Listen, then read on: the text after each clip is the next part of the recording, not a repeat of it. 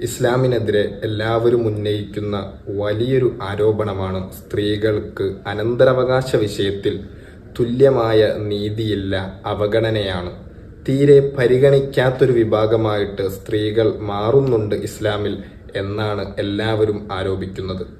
എന്നാൽ സ്ത്രീകൾക്ക് സ്വത്തവകാശം അവകാശമായി നൽകിയ സമയത്ത് പോലും മറ്റു പ്രത്യയശാസ്ത്രങ്ങളോ ലോകത്തുള്ള ഏതെങ്കിലും ഭരണ സംവിധാനങ്ങളോ സ്ത്രീകൾക്ക് സ്വത്ത് അവരുടെ അവകാശമാണെന്ന് ഇതുവരെ പറഞ്ഞിട്ടില്ല. ഈ അടുത്ത കാലത്താണ് പോലും സ്ത്രീകൾക്കുള്ള അവകാശങ്ങൾ പല രാഷ്ട്രങ്ങളും മുന്നോട്ട് വെച്ചിട്ടുള്ളത്. ഇസ്ലാം മുന്നോട്ട് വെക്കുന്ന ദയാക്രമ സംവിധാനം, അനന്തരാവകാശ നിയമങ്ങൾ പോലെയുള്ള ഒരു സിസ്റ്റമാറ്റിക് ആയിട്ടുള്ള നിയമ സംവിധാനങ്ങളൊന്നും ഏതൊരു പ്രത്യയശാസ്ത്രമോ ഭരണ സംവിധാനമോ മുന്നോട്ട് വെച്ചിട്ടില്ലെന്ന് ആൻഡി ബസന്റ് പോലും പറയുന്നുണ്ട്. ഇസ്ലാമിലെ സ്ത്രീകളുടെ സ്വത്തവകാശത്തിൽ പുരുഷന്മാരെക്കാൾ പകുതിയാണ് സ്ത്രീകൾക്ക് ലഭിക്കുന്നതെന്നാണ് വലിയ ആരോപണമായിട്ട് പലരും ഉന്നയിക്കാറുള്ളത്.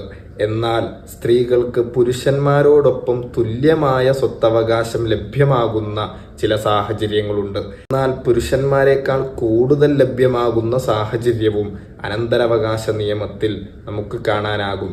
തീരെ പുരുഷന്മാർക്ക് ലഭ്യമാകാതെ സ്ത്രീക്ക് മാത്രം ലഭ്യമാകുന്ന സാഹചര്യവും ഇസ്ലാമിലെ ദയാക്രമ സംവിധാനത്തിലുണ്ട്. അതുകൊണ്ടാണ് ചില സന്ദർഭങ്ങളിൽ പുരുഷന്മാരെക്കാൾ പകുതി സ്ത്രീകൾക്ക് ലഭ്യമാകുന്നത്. ഇസ്ലാമിൽ എല്ലാവിധ ചിലവുകളും സ്ത്രീകൾക്കുള്ള എല്ലാവിധ അവകാശങ്ങളും പുരുഷന്മാരുടെ മേൽ ഒരു ഉത്തരവാദിത്ത ബാധ്യതയായിട്ടാണ് മതം കൽപ്പിച്ചിട്ടുള്ളത്. മക്കൾക്ക് മുലയൂട്ടുന്നതിന് വരെ ഭർത്താവിൽ നിന്ന് ചിലവ് വാങ്ങാമെന്നാണ് മതം പറഞ്ഞു വെക്കുന്നത്. ഈയൊരവസരത്തിൽ പുരുഷന്മാരുടെ സാമ്പത്തിക ഉത്തരവാദിത്വം സ്ത്രീകളെക്കാൾ കൂടുതലായിരിക്കെ പുരുഷന്മാർക്ക് ലഭിക്കേണ്ട സാമ്പത്തിക ആനുകൂല്യങ്ങളും കൂടുതലാകുന്നു എന്ന് മാത്രം.